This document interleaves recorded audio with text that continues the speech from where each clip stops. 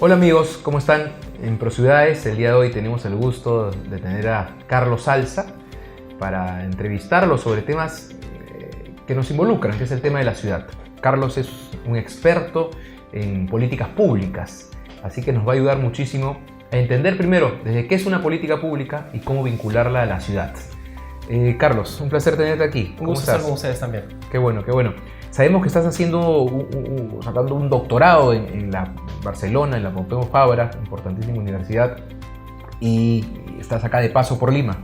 Así que hemos aprovechado para invitarte y que nos ayudes un poco en entender las políticas públicas. Por ejemplo, desde el inicio, ¿qué es una política pública? Sí, el concepto de política pública es muy importante en la ciencia política, básicamente porque refiere a las acciones del Estado. Cuando el Estado interviene para resolver problemas públicos, así se les denomina, son problemas que, preocupan a la población, les afecta en términos de sus derechos, sus libertades, sus necesidades. Estamos hablando de casos de discriminación, los casos de la desnutrición, los problemas de la pobreza o los problemas del tránsito o de la contaminación. En esos casos, el Estado decide intervenir a través de su fuerza pública, de sus organismos públicos, ministerios, gobiernos locales, gobiernos regionales, para poder generar una estrategia de intervención que permita la resolución de ese problema. Entonces, ¿qué criterios mínimos debe tener una autoridad, el Estado, no sé, un ministro o un director, para enfrentar un problema y generar una política pública que dé buenos resultados? Porque eso implica inversión de recursos, por supuesto. Sí, ¿no? La mayor preocupación de una política es, primero, cómo se hace y, segundo, que se haga bien, ¿no? O sea, que tenga buenos resultados. Entonces, para poder pensar en la idea de que una política pública está bien hecha, un elemento central hoy día es el concepto de gobernanza, ¿no? Es decir, la posibilidad de que la política tenga legitimidad, tenga validez y que sea hecha con la participación de la población de alguna manera. No siempre se puede hacer una gran asamblea, pero sobre todo en nuestras ciudades, 10 millones de personas en Lima es muy complicado. Pero sí hay mecanismos que se pueden establecer para poder lograr la participación de la población. Y en segundo lugar, es muy importante que haya capacidad en el Estado. Ese es otro concepto muy importante. Es decir, que la población pueda saber que su autoridad sabe hacer política pública, sabe tomar decisiones y que las autoridades tienen, conocimiento de cómo poder enfrentar esos problemas. Para eso hay servidores públicos. Hoy día tenemos a Servir, por ejemplo, que se encarga de crear cuerpos de gerentes públicos, o tenemos la carrera pública para poder lograr que la administración pública funcione bien. Que se diseñen y se implementen bien los programas. Y claro, ¿cómo lograr que las políticas sean efectivas, que logren buenos resultados? ¿Cómo hacemos para que el transporte funcione bien? Pues en ese caso lo que hay que hacer es diseñar buenas estrategias, ¿no? Y esas buenas estrategias a veces se aprenden de fuera. Tenemos el caso, por ejemplo, del programa Juntos, ¿no? Que son transferencias condicionadas para lograr que la población realice determinadas actividades, y eso se trae de pronto de la experiencia de México, de Brasil. En otros casos hay innovación en la propia ciudad y en el propio país, y los funcionarios públicos crean una idea nueva, ¿no? En el Perú hay muchos proyectos muy interesantes en donde ha habido innovación en política pública, en la diversificación productiva y los trabajos que se han hecho. Entonces hay mucha actividad en el Estado. Yéndonos un poco a nuestro tema, que es la ciudad, desarrollo urbano, regulación urbana, pero en general la ciudad, que es tanto, ¿no? Sí.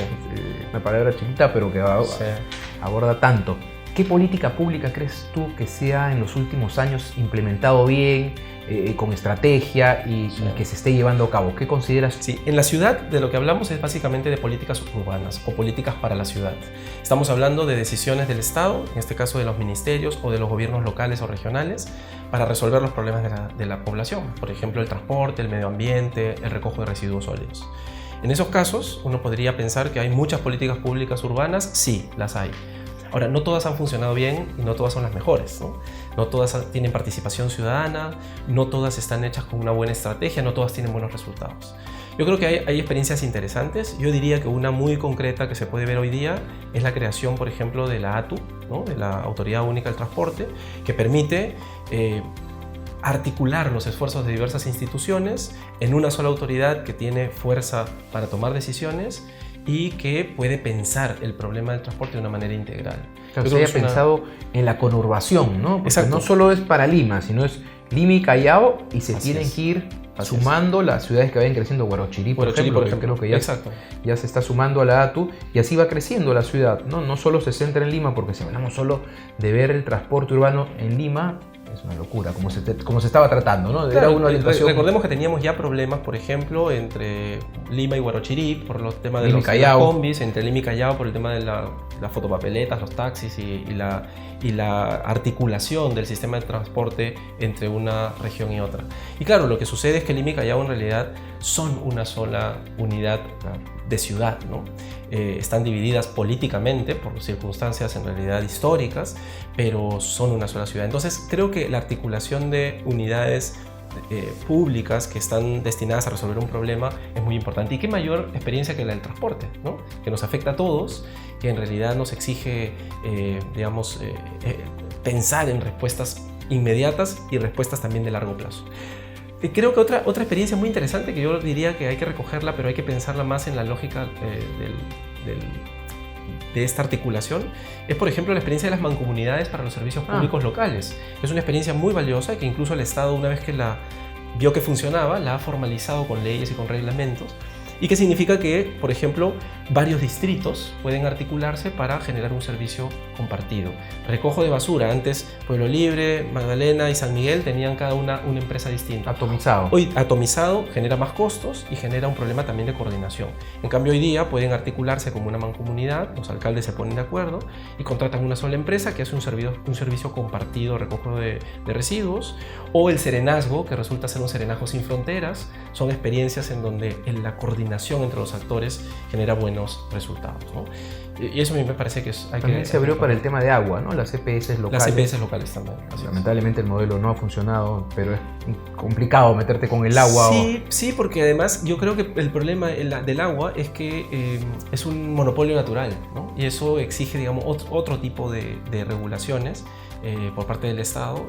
Hay políticas públicas que deben trabajarse. Sin duda, ¿no? Estamos hablando que todavía hay un gran porcentaje de población en Lima, podemos hablar de todo el país, en donde la población no tiene, servicio de agua potable a través de una empresa, lo hacen a través de pozos o a través de entubados, pero creo que hay una intervención del Estado que debería ser indispensable. Por ejemplo, fortaleciendo a las EPS, son 50 hoy día a nivel nacional, y estas entidades prestadoras de servicios de saneamiento, así se les llama, deberían, por supuesto, invertir y ampliar las redes, pero también mejorar las redes que ya están actualmente funcionando. El caso de Sedapal es un caso importantísimo, ¿no? Hay redes de 40 años que no han sido renovadas, por lo tanto ya probablemente ni siquiera hay tubería, ¿no? Lo más probable es que el agua esté corriendo por debajo de nuestras pistas y eso es lo que consumimos. Entonces sí hay una responsabilidad de la autoridad, y sobre todo porque en el caso del agua estamos hablando de un derecho humano hoy día, ¿no? Sí, claro, es un derecho que afecta a toda nuestra salud, ¿no? Y un poco en el tema de Sedapal, ya que lo has tocado, una empresa muy grande, lamentablemente su política es poner agua cuando ya llegó la población, ¿no? Claro. Poner agua donde no hay población para generar suelo urbano, ¿no? Sino que es al revés, porque tiene que ir parchando lo que debe, ¿no? Debe mucho de agua, pero no genera suelo urbano poniendo donde todavía no ha llegado la gente, ¿no? Eso es también un tema de política pública. Y es un tema de política pública porque tiene que ver con otro concepto que es muy importante, lo que mencionas, de la planificación. Es decir, hoy día la política urbana trae nuevamente a la mesa la importancia de la planificación. ¿Qué significa? Que hay que pensar y diseñar las estrategias y organizarlas en un plan a mediano y largo plazo. Algunas decisiones serán a corto plazo, pero mediano y largo plazo es importante. Y hay que sentar a los actores a organizar. Por ejemplo, si voy a proyectar que existe una zona en donde va a haber más población y están asentándose en nuevas viviendas, yo tengo que proyectar ya el servicio de agua que le voy a dar, tengo que proyectar el servicio de transporte, ver el tema de pronto del comercio que va a haber alrededor, y eso implica establecer una serie de coordinaciones previas. Si no, lo que pasa es lo que sufrimos todos los días a veces en nuestras casas o en nuestros barrios, ¿no? Sedapal ha puesto la tubería nueva y de pronto hace la obra, recubre la pista y de pronto 3 meses después viene el gobierno local, rompe la pista que acaban de construir para poder hacer otra reparación. Y viene cálida y instala el gas. Y entonces, claro, lo que está ocurriendo en el fondo es una falta de planificación de la ciudad y de planificación de las acciones de los actores, que es fundamental. Que son públicos y privados. Públicos y privados, ¿no? O sea, si hoy día Cálida, que es una empresa privada, quiere hacer una obra, debería haber un plan maestro. Yo alguna vez estuve en Canadá y me pareció muy interesante lo que ocurría en Canadá. En Montreal, por ejemplo, cuando el municipio organiza la planificación, lo hace, digamos, a 50 o 60 años. Y una vez que proyecta, dice, en este punto va a haber un centro comercial. Y entonces el transporte, los paraderos, el servicio de agua, el servicio de electricidad, el servicio de gas, porque allá hay bajas temperaturas muy bajas, entonces necesita un sistema de gas muy importante. Entonces, hay una organización, una planificación de estos actores para pensar, y el ciudadano puede ir a verificar al municipio si es que dentro de 50 años, qué es lo que va a haber en esa esquina donde él va a vivir. Si por alguna razón el municipio decide cambiar la regla de lo que ha planificado, incluso tiene que indemnizar al ciudadano, porque yo compré para tener mi centro comercial al frente y ahora ya no vas a hacer centro comercial, ya no hay paradero de metro, ya no va a haber servicio de agua, bueno, me tienes que indemnizar. Entonces es una responsabilidad del Estado frente a los servicios básicos. La ciudad no puede crecer a ciegas, ¿no? Tiene que tener. Es lo que ocurrió con Lima. Hay experiencias muy interesantes de ciudades que han sido totalmente planificadas, ¿no? O sea, Brasilia, por ejemplo, fue construida sobre un terreno plano y se construyó la ciudad para tener una organización. El arquitecto mismo, Mier, el arquitecto organizó todo y diseñó todo. Claro, es una experiencia muy particular. Es muy difícil en general pensar eso en nuestras ciudades. Pero no significa que no se pueda hacer, porque es posible sentar a los actores, trabajar con ellos, pero implica también una alta voluntad política y ya que has tocado el tema de planificación y la necesidad de los planes, ¿tú crees que por lo menos en el desarrollo urbano, no te estoy hablando como país, sí, un poco entrando en nuestro tema del desarrollo urbano, debería haber una unidad que pueda planificar país y dentro de país ciudad? Sin duda, yo creo que a nivel nacional hubo un buen intento de hacerlo a través de, por ejemplo, CEPLAN, de la planificación del desarrollo nacional. Pero claro, es a nivel nacional, ¿no? Y ahora aporta en el tema de las políticas nacionales y es una organización que se va construyendo progresivamente y poco a poco. Todavía nos falta pensar en esa planificación, cómo se articula a nivel a los tres niveles del gobierno, ¿no? Nacional, regional y local. Pero a nivel de ciudades es necesario, porque hay ciudades que son más grandes que varios países europeos. O sea, Lima es más grande que varios países europeos. Son 10 millones de personas, es una ciudad muy grande, con muchos conflictos y muchos problemas, pero también con muchas oportunidades. Tienes al mar por un lado, tienes el acceso a la montaña del otro. Es una ciudad interesantísima, puede ser un centro de conexión con muchas regiones, un hub dentro de Latinoamérica. Y muchos países de fuera lo ven así. Yo estoy ahora en Europa y por supuesto allá ven a Lima y a Perú como un espacio de conexión con el resto de Latinoamérica. Pero eso implica construir un sistema planificado y eso pasa por tener autoridades fuertes. Entonces, hoy día Lima ya no lo puede hacer sola. Callao no lo puede hacer sola. Por eso la ATU es una buena experiencia y un buen ejemplo. Vamos a ver cómo se desarrolla su trabajo, ¿no? Pero creo que a nivel de planificación del desarrollo de la región, en este caso no solo de Lima, sino Lima y Callao y probablemente otras regiones que se van anexando, sí sería interesante tener una autoridad única de planificación que además piense la ciudad y piense el sentido que le queremos dar a esta ciudad, ¿no? Pero este problema de Lima, como es la más grande, es un tercio de la población, se replica en todas las grandes ciudades del país. Se replica en las ciudades del país y además existe hoy día a nivel de políticas urbanas algo muy importante y es lo que se denomina el estudio de las ciudades intermedias. Las ciudades intermedias en realidad son ciudades que no llegan a ser metrópolis como Lima, pero que tienen y están creciendo y se están convirtiendo en grandes ciudades y están además sirviendo de articulación con las metrópolis como Lima. Entonces tienes Arequipa, que es una ciudad que ya hoy día ni siquiera podríamos llamar ciudad intermedia, es una ciudad grande, o Trujillo, ¿no? Que también es una ciudad muy grande, pero tienes ciudades también en el camino, o sea, no sé, Huacho tienes una ciudad que va creciendo y que seguramente se convertirá pronto en un espacio, o Ica, ¿no? Entonces, claro, ¿qué ocurre con estas ciudades? Que hay que aprovechar el tema de su próximo crecimiento para poder empezar a planificarla desde ahora. Justo eso iba. ¿Cómo impacta, por ejemplo, un proyecto minero importante en una ciudad o un proyecto de inversión importante en general y cambia la dinámica de la ciudad? Entonces el Estado debería ahí decir, en estos lugares donde se tiene planeado, digamos, una gran inversión, tener un plan de desarrollo, ¿no? Sin duda, claro. Es básico ahí, digamos, no arrancas esto si no tiene un plan de desarrollo de la ciudad, porque el impacto en la ciudad es muy potente y después termina generando mucho problema. Algún tiempo tuve oportunidad de trabajar, cuando trabajé en la Defensoría del Pueblo, trabajaba el tema de los conflictos sociales. Y yo fui defensor adjunto ahí. Uno de los temas que vimos y que le recomendamos al Estado varias veces, y se entiendo que siguen insistiendo en la Defensoría en este tema, es la idea de que, claro, cada proyecto de inversión, sea minero, petrolero, gasífero, o incluso un centro comercial o un hospital que vas a crear, genera o una carretera, piensa en la carretera, eso genera impactos en el entorno muy grandes. No solamente a nivel económico, sino a nivel social, ¿no? Y esto implica una necesidad, digamos, requiere una acción del Estado de planificación del espacio. Sería muy interesante que si yo sé que va a haber una inversión minera en una zona y hay un pueblo pequeño y eso va a generar que hayan ahora hospitales, servicios de taxis, enclaves de comercio, bueno, empezar a plantear y decir el desarrollo de esta ciudad alrededor de este proyecto minero se tiene que dar en estas condiciones para hacer dos cosas.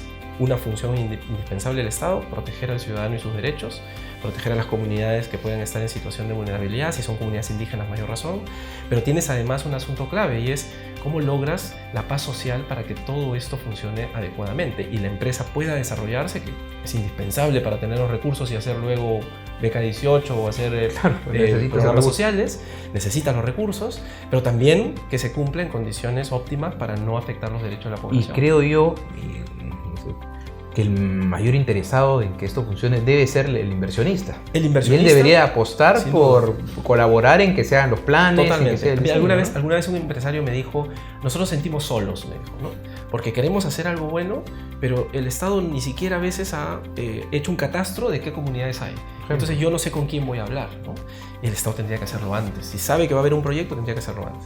En la ciudad es igual. O sea, si yo sé que voy a construir un centro comercial en una esquina, en una ciudad, en un distrito, pues lo que necesito es que el municipio planifique correctamente todas lo que le llaman las externalidades que va a generar ese proyecto. El impacto vial, el tema de los estacionamientos, la congestión de peatones y de vehículos, pero también el tema de cuánto se incrementa el valor de las viviendas alrededor, qué va a ocurrir con el tema de la seguridad ciudadana, la iluminación, los servicios de agua.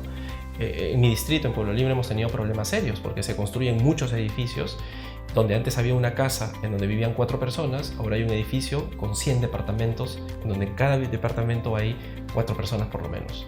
Entonces el agua, hay un impacto ahí. El agua ya no llega, no sube. Antes 4 personas producían seguramente 10 kilos de residuos al día, pero ahora son 100 familias. O sea, el número de residuos que se generan, ¿dónde se colocan? Hay contenedores afuera para recibir todos esos residuos sólidos. ¿Qué ocurre con la población que llega? Son 100 familias que tienen que colocar su carro. Imaginemos que solo 30 de ellas tengan auto. Hay 30 autos más. Si ocupan la calle, quitan el espacio público al peatón. Empiezan a afectar el acceso a las otras poblaciones. Este tema de la planificación urbana yo creo que está directamente relacionado con la calidad de vida de las personas. Pero en esos casos, por ejemplo, digo, no puedo decir, no, entonces no se construye o no puede ir acá. Tengo que trabajar para corregir eso antes de que venga la población, pero no decirlo porque uno dice, no, como no hay acceso a agua, no te permito que construyas. No, al contrario. Es labor tuya, sea PAL o empresa prestadora de servicio, de dar agua, dotar de agua para que podamos construir acá. Yo creo que el suelo se encarece. Se encarece o lo que generas es el efecto adverso, ¿no? Digamos, el efecto contrario. Y es que más bien la calidad de vida baja y entonces el bien y los bienes y la propiedad empiezan también a perder valor. Entonces yo lo que pienso es que hay que volver a recuperar, y este tema de política pública por eso es tan importante, y el enfoque de política urbana en la ciudad es tan importante, es recuperar la idea de que el Estado tiene que ser un facilitador tanto de la vida y de la buena calidad de la vida de las personas, pero también un facilitador del desarrollo económico, del desarrollo social, del desarrollo cultural de una ciudad. Y eso implica que intervenga allí donde su intervención va a generar un valor adicional. Y no intervenga allí donde no tiene que intervenir porque su intervención podría generar un daño al valor que se puede crear. Por ejemplo, entonces, eso es un... En este edificio, ¿no?, que tú decías, para poner este ejemplo práctico, que la gente comprende fácilmente, donde había una casa, había un impuesto predial de estas 4 personas. Donde de repente hay 50 o 100 familias, ahí sí. Entonces el municipio va a recibir mucho más dinero. Exacto. Tiene que prepararse para eso. No puede seguir poniendo el mismo servicio de recojo de basura, porque estar haciendo ahora mucho más por esto, mucho más arbitrio, ¿no? Y eso implica también que el Estado, en este caso el gobierno local, se convierta también en un ente transparente en su gestión, o sea, qué recursos está recibiendo y a qué los está destinando. Y en ese caso hay ya lo que le llaman arreglos institucionales, o sea, hay mecanismos que permiten que eso ocurra. Por ejemplo, el presupuesto participativo, las reuniones del desarrollo concertado, en donde la población participa y puede estar vigilante de cómo se usan esos recursos y exigir. Yo creo que en este caso el ciudadano empieza a exigir que se haga una planificación. Yo por supuesto creo que el desarrollo inmobiliario, el desarrollo urbano en vivienda es indispensable precisamente para que la población pueda tener mejores condiciones de vivienda, pero eso implica una responsabilidad de saber que todos los actores tienen que involucrarse. El empresario tiene que ser responsable, el Estado tiene que garantizar y generar condiciones y el ciudadano tiene que ser vigilante de que esos derechos funcionen, ¿no? Decías que en las políticas públicas, para implementarlas necesitas el recurso humano, ¿no? Desarrollo de capacidades para poder implementarlas y que lleguen a un éxito. Si no, esto va a fracasar, así sea muy buena la política pública. Entonces, y comentabas el otro día, conversábamos antes de esta entrevista, cómo en París, por ejemplo, guardando todas las distancias, la alcaldesa había decidido llevar a un grupo de académicos, un grupo de investigadores y formar un centro dentro de la universidad para que la ayuden a ella en el desarrollo de políticas públicas y su implementación, es decir, un recurso humano para que ayuden en ese trabajo de la autoridad. Sí.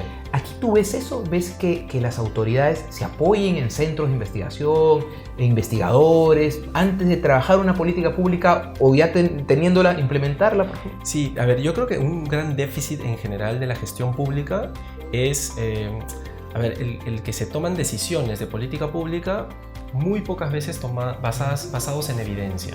Y este tema de tomar decisiones basados en evidencia requiere, por supuesto, que esa evidencia se genere. ¿Cómo se genera la evidencia? A través de la investigación. Entonces, en otros países, por ejemplo, la alcaldesa de París se ha servido y ha generado un espacio de trabajo conjunto a través de la escuela urbana, por ejemplo, en Sciences Po París, pero también ocurre en otras ciudades. O sea, la oficina de transportes para Londres, en la ciudad de Londres, por ejemplo, es una articulación entre centros de investigación y el alcalde o la alcaldesa de la ciudad. Y así en varias otras ciudades en donde los actores públicos empiezan a, digamos, aliarse, ¿no? Eso yo creo que la palabra es aliarse con centros académicos, centros de investigación, para generar algún tipo de evidencia que nos ayude a tomar mejores decisiones. Por ejemplo, yo necesito saber cuáles son los puntos negros que existen en una carretera para poder intervenir y proteger al ciudadano de que no hayan accidentes de tránsito. Ocurre con el transporte interprovincial, pero en la ciudad ocurre con los distritos en donde hay puntos negros. También hay puntos rojos, le llaman a los lugares en donde hay inseguridad ciudadana. Bueno, este trabajo se tiene que hacer a través de centros de investigación. Algunas veces el Estado, gobiernos locales o gobiernos nacionales, yo pienso en el Ministerio del Interior, que por ejemplo tiene su unidad de investigación propia, el Jurado Nacional de Elecciones tiene una unidad de investigación propia. El IMP de algún modo sirve generando algún tipo de información y datos, pero todavía nos falta este otro paso. El otro paso es cómo logramos articular el Estado con la academia, con el centro de investigación de las universidades. Y sobre todo porque estas universidades también tienen que hacer un esfuerzo adicional, y es no solo hacer investigación técnica, teórica, sino que además sea aplicada. Y yo creo que eso es un punto fundamental. Claro, que no se quede en el diagnóstico. Que no se quede en el diagnóstico o que no se quede en la abstracción, sino que también brinde datos e instrumentos y digamos, lo que llamamos en gestión pública artefactos que sirvan al funcionario público para operar en el sistema y logren los resultados. Por ejemplo, podría generarse un sistema de información y de data que permita tener articulados las normas legales o tener articuladas las decisiones de datos de accidentes, y eso lo hacen las universidades, ¿no? Yo creo que ahí el rol, digamos, de la academia es fundamental, pero tiene que haber una apertura del funcionario público a pensar que esto es un trabajo algo científico, digamos, ¿no? Que se tiene que hacer. No es solo porque, bueno, dice, me han puesto aquí a mí, yo he sido elegido, yo decido. Pero esas decisiones tienen que ser trabajadas previamente para mejor resultado y mayor éxito de su gestión. Sin duda, porque no estamos además hablando de decisiones que van a ser decisiones, digamos, libres de efectos, al contrario, son decisiones que marcan la vida de las personas, o sea, mayor seguridad, mayor salud o mayor educación, y eso creo que es indispensable. Y quizás ese apoyo permita que no solo fue idea del alcalde y ocurrencia de un alcalde, por decir, estoy citando a un funcionario en particular, y eso permite que el siguiente alcalde diga, si seguimos la línea, en vista que eso ha sido estudiado, trabajado y hay un respaldo, seguimos esta línea, porque a veces llega el otro y decide hacer otra cosa. Creo que además por eso es tan importante que las instituciones académicas asuman estos roles. Y yo creo que eso, la evidencia está en otros países como Francia, Alemania o Inglaterra. Hace unos años, cerca también acá. O cerca de Colombia, por ejemplo, o Argentina o Chile, ¿no? O sea, en Chile hay institutos dentro de las universidades que sirven, por ejemplo, para hacer investigación sobre seguridad ciudadana y les generan mecanismos de intervención al Estado, propuestas, estrategias, políticas.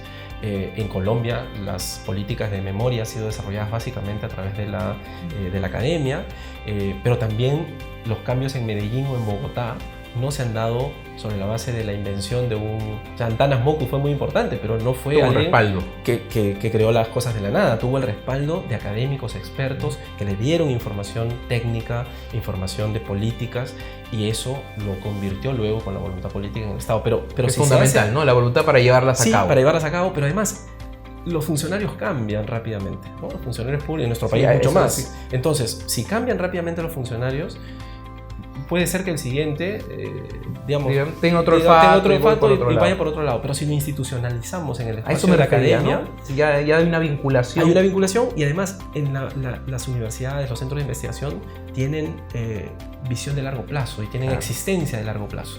Entonces uno puede tener 5 gobiernos, pero el centro de investigación sigue existiendo y sigue funcionando.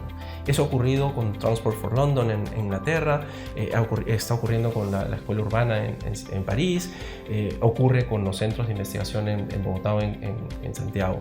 Entonces sí tengo la certeza, por la experiencia, digamos, internacional que nos muestra eso, de que la articulación Estado y academia, universidad, centros de investigación es no solo fundamental, sino indispensable para hacer buenas políticas públicas, ¿no? Bueno, Carlos, ha sido muy grato conversar contigo. Creo que nos ha dado un paneo, ¿no? Muy general de la política pública, pero ha quedado clara la importancia de la misma desde su generación hasta su aplicación. Ha sido todo por hoy, Carlos. Muy bien, encantado y felicitaciones. Contamos contigo para... Sin duda, cuenten conmigo. Además, esto es un tema muy importante y yo creo que vale la pena que la Universidad Continental esté en este esfuerzo por organizar un trabajo serio, responsable y sobre todo profundo y de aporte sustantivo a las políticas urbanas en el Perú, en Lima, por supuesto, Lima y Callao. Pero además creo que esto sirve para todo el Perú porque es un tema que tiene que ver, insisto, y creo que ese es un enfoque muy importante con los derechos de las personas. Y eso creo que es algo en lo que siempre habrá que sumarse, así que cuenten conmigo de todas maneras. Muchas gracias, Carlos, y muchas gracias a ustedes por su atención. Nos despedimos hasta otra entrevista en ProCiudades.